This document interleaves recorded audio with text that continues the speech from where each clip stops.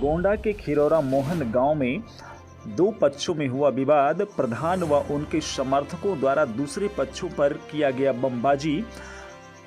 विपक्षी में 3 लोग गंभीर रूप से घायलों का जिला चिकित्सालय में चल रहा उपचार। आपको बता दें कि पूरा मामला गोंडा देहात कोतवाली क्षेत्र अंतर्गत खिरौरा मोहन गांव का है, जहां पर प्रधान व उनके समर्थकों द्वारा गांव की ही निवासी सुभाष चंद्र शुक्ला व मनोज उपाध्याय व नीरज उपाध्याय पर सुतली वाले बम से हमला किया गया और अनेक असलहों से हमला करते हुए तथा लोहे की छड़ से हमला किया गया, जहां पर सुभाष चंद्र शुक्ला, मनोज उपाध्याय व नीरज उपाध्याय काफी गंभीर रूप से घायल हो गई, जिसकी सूचना लोगों ने पुलिस को दी। मौके पर पहुंची पुलिस द्वारा घायलों को आनन फानन में उपचार हेतु जिला चिकित्सालय लाया गया, जहां पर घायलों का उपचार चल रहा है। वहीं पुलिस द्वारा अभियुक्तों पर मुकदमा अपराध संख्या 516/22 के अंतर्गत धारा 147, धारा 148, धारा 149, धारा 323, 504, 506 व 307 IPC के तहत मुकदमा दर्ज कर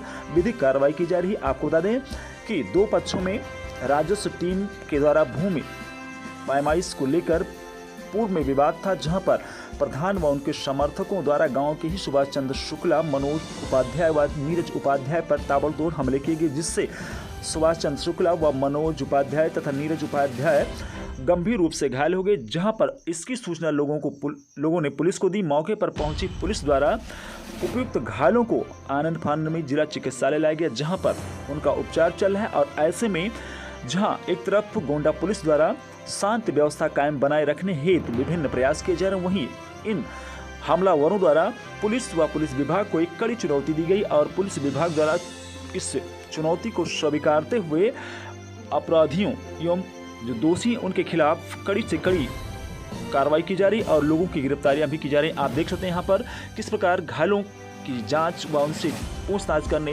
गोंडा पुलिस पहुंची है। आपको बता दें कि प्रधान व उनके समर्थकों द्वारा जो गांव के ही सुभाष चंद्र शुक्ला, मनोज उपाध्याय व नीरज उपाध्याय थे, जहां पर राजस्व टीम द्वारा भूमि पैमाइश व तालाब व अन्य जो गांव की जमीन थी उस पर ग्राम प्रधान द्वारा जबरन कब्जा कराया जा रहा था, जिसको लेकर सुभाष चंद्र शुक्ला व मनोज उपाध्याय, नीरज उपाध्याय द्वारा विरोध जताया गया, जिसको लेकर ग्राम प्रधान व उनके समर्थकों ने सुभाष शुक्ला, मनोज उपाध्याय व नीरज उपाध्याय पर राड व असलहों सहित बमबाजी की गई, जहां पर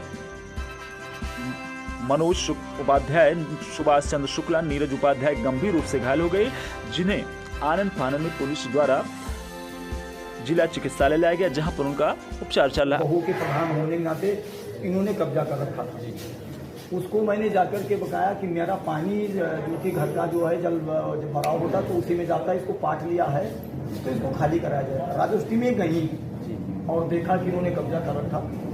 हाँ, तो प्रधान ने खुद कब्जा कर रखा? जी हाँ, प्रधान ने खुद कब्जा कर रखा था।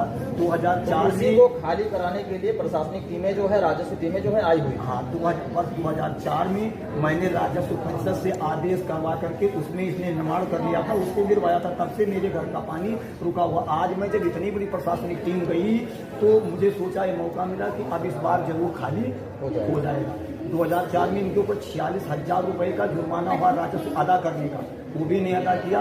इतना इसका अपना आतंक और दबाव है कि सरकारी धन भी इसने नहीं जमा किया, फिर भी इसके साथ कुछ नहीं हुआ। उस दिन मैंने जाकर के नाफी करवा दिया, जो आज के 15 सालों में नहीं हो पाया।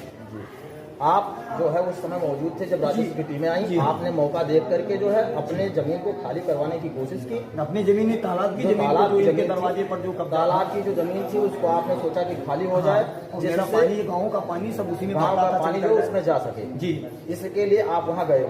इस बीच जो बरसात हुई है अक्टूबर महीने में, जो लगातार 5-6 दिन की बरसात हुई, मेरे घरों के किनारे पानी भर गया, जिसको मैंने हैंडपंप वो लगा करके, क्या नाम, ट्यूबवेल नल लगा करके इंजन और बाहर निकाला है, पाइप लगा करके बाहर। तो ये कितने बजे तक राजस्व टीमें आ गई थी? राजस्व टीमें वही कुल मिलाकर के 10:30 बजे तक आ गई थी। अच्छा। और कितने समय तक ये जो है माप चलता रहा? बिल्कुल नाप रात 5:30 शाम 5:30 बजे तक। 5:30 बजे तक नपाई हुई। हाँ। उसमें फाइनल हुआ कि नहीं हुआ? नहीं, फाइनल हुआ। नाप करके जब राजस्व टीमें चली गई, अंत में ये अपने इधर नापने नहीं दे रहे थे, क्योंकि दबंग है, असलहों के बल पर सबको पूरा कब्जा कर रखे, कोई इनका विरोध करने वाला उस गांव में नहीं है, गांव मतलब में सारे समाज लोग में नहीं डरते है। हैं, ये प्रशासनिक जो है प्रशासन का फायदा उठाते हैं। जी हाँ। अब ये किसका संरक्षण इन्हें प्राप्त है ये तो मैं नहीं कह सकता हूँ, लेकिन जो अपने पत्नी के असलहे का इस्तेमाल करता है, गांव में कोई इसका विरोध करता है तो उसके ऊपर रेप केस चला देते हैं। ऐसे कितने लोग अवांछित अपराधी बन चुके हैं जिनका आज भी न्यायालय में जो है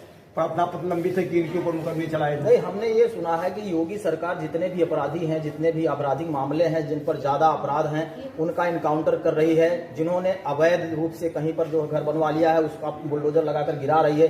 क्या 32 मुकदमे हैं इन पर और इन पर कोई ध्यान नहीं दे रही है? 32 मुकदमों के साथ साथ 8 घर भी इनके नाजायज हैं, जिसे मैं दिखा सकता हूँ। गाँव में ही मेरे एक जो है बहुत पहले एक मुन्ना तिवारी थे, वो उनके मकान को इन्होंने, एक दुकान थी उसको कब्जा कर रखा है और कह रहे 10 लाख रुपए रंगदारी दो या मुझे बेच दो, उसका दुकान नहीं खोलने दे रहे हैं।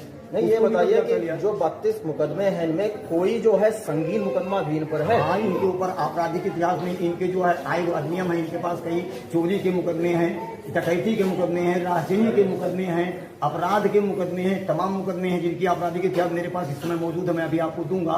क्या कोई और संगीन मुकदमा है?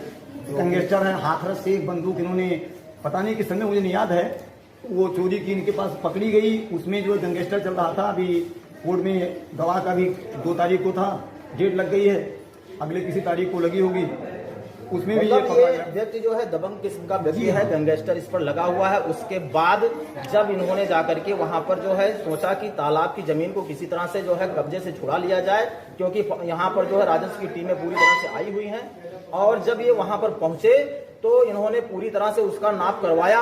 लेकिन उसके बाद जब नाप हुई, फिर शाम के समय जो है इनसे बवाल किया गया और उसके बाद जो है इन पर विस्फोटक पदार्थों का जो है प्रयोग किया गया।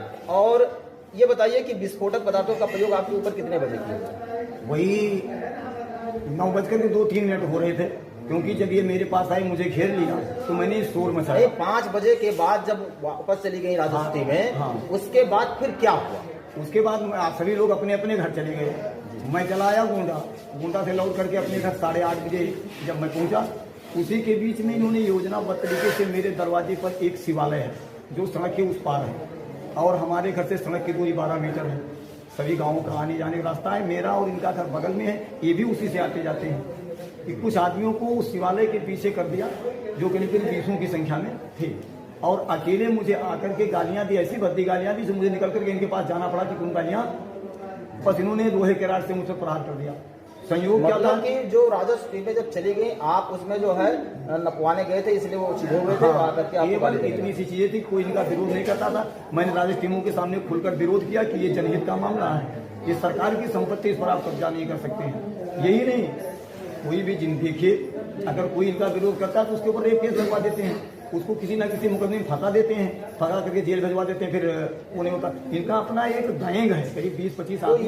ये जो है कौन कौन से औजार लेकर के आए हुए थे, क्या क्या इनके साथ था? इनके हाथ में लोहे का राड था, एक झोला था जिसमें, इनके हाथ में था? हाँ, इनके हाथ में एक लोहे का राड था। इनके साथ में एक लड़का था जिसका नाम था रविंद्र पांडे, उसके हाथ में एक झोला था। उस समय एक प्रदीप तिवारी थे, उनके हाथ में पिस्टल था, इनके हाथ में भी पिस्टल था। अच्छा, एक लोहे का राड और एक पिस्टल। हाँ, ये इनके दाएं बाएं दोनों हाथों में था। राड को उन्होंने फेंक करके मुझे मारा है, तभी तो मैं शोर लगाकर भागा। राड तो मुझे नहीं लगा, लेकिन राड में फंसकर मैं गिर गया। फिर उड़कर भागा तो इन्होंने हवाई फायरिंग की। फिर मैंने गाँव को आवाज दिया, गाँव के लोग दौड़ते हुए आए, और जब आ रहे थे गाँव के लोग, वहीं से इन्होंने बमबार्डिंग करना शुरू कर दिया। मतलब इनके हाथ में जो झोला था उसमें